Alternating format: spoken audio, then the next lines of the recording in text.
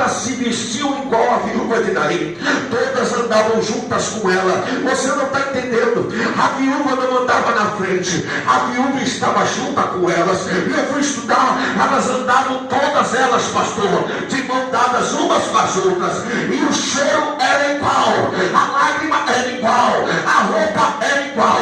O que é isso, pastor? Deixa eu te falar. A igreja parece até ser igual, a Bíblia é igual, a roupa pode até ser igual, mas Jesus conhece quem é diferente no meio da multidão.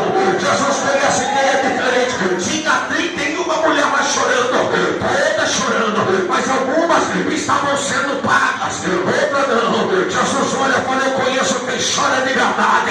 Jesus conhece até onde vai tua dor. Deixa eu te falar uma coisa. Deus olhou para ela e falou: é hoje que eu vou mostrar para a menina, para